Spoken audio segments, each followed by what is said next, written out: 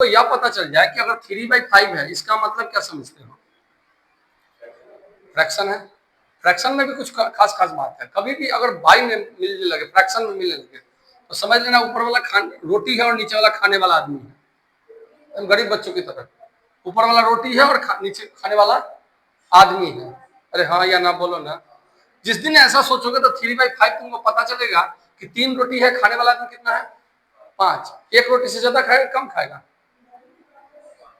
कम खाएगा, यानी 1 से कम है। चमका बात कि नहीं चमका? यानी अगर मान लो कि 7/9 दे दे, यानी 1 से कम। क्लियर? क्लियर? 1 से कम का कहानी समझ गया? अच्छा, अगर 9/7 दे दे, यानी एक रोटी तो सब खा ही लेगा, ये 1 से बड़ा। क्लियर? अच्छा, अगर 2 का पावर 3 कर दो और 2 का पावर 5 कर दो, कौन बड़ा है? 2 का पावर 5 एकदम क्लियर दिख रहा है। लेकिन अगर 1/2 का पावर 3 कर दो और 1/2 का पावर 5 कर दो, तो कौन बड़ा है? 1/2 का पावर 3 या 1/2 का पावर 5, कौन बड़ा है?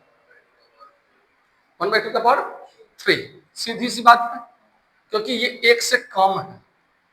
1 से कम है। कम है, इसका मतलब एक रोटी में 8 आदमी खा रहा है। यहाँ एक रोटी में कितना आदमी खा रहा है? 32 आदमी। इसको छोटा छोटा टुकड़ा मिलेगा, इसका मतलब ये ज्यादा खाएगा। क्लियर? तो कहने का क्या मतलब, कोई भी अगर एक से कम है तो पावर जैसे जैसे बढ़ाएंगे उसका वैल्यू घटते जाएगा। अगर 1 से ज्यादा है, पावर बढ़ाते जाएंगे, वैल्यू बढ़ते जाएगा। इतनी बातें तो क्लियर हो गई, कोई डाउट नहीं है इसमें। अब उस दिन दुनिया में y बराबर x² भी आएगा। y बराबर क्या आएगा? x²। तो इसका फिगर हम कैसे बनाएंगे? सबसे पहले ये चेक करो, y बराबर x² का फिगर आएगा इस तरह से। देखो, यहां पर एक बंदा आएगा 1 और यहां पर आएगा -1 और यहां पर आएगा 0। ये जो इलाका हुआ, ये इलाका इलाका इलाका हमेशा कुत्तों का होता है, सेम का नहीं। इलाका जो आएगा बहुत डेंजर जोन होगा। ये तुम्हारा डेंजर जोन होगा, ध्यान रखना इस चीज को। समझ में है कि नहीं समझ में है? अच्छा, 1 पर 1 का स्क्वायर कितना होगा? 1। -1 का स्क्वायर कितना होगा? +1 आएगा ना?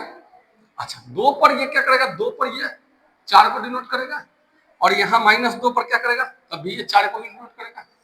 अच्छा, ये बताइए कर्व लाइन के स्ट्रेट लाइन, कर्व लाइन, अरे कोई शक वाली बात? तो डायरेक्ट वे में इसको ऐसे फिगर बड़ी खूबसूरत, खूबसूरत की जगह पर बदसूरत बन दूंगा। एक खूबसूरत सा फिगर ऐसे घुमा दिए, इसको यहाँ घुमा देगा, सटाओ, कहीं कोई दिक्कत नहीं। क्लियर? डाउट नहीं है इसमें? अब किसी दिन इसको हम यहाँ कर दे, थोड़ा सा जो फिगर आ गया उसी को करते हैं। ठीक है? अब किसी दिन किसी बंदे ने ये पूछ दिया कि सर ये तो y बराबर x² का हो गया। अब तुमको भावनाओं में क्या समझना है? इस तरह से फिगर समझना है।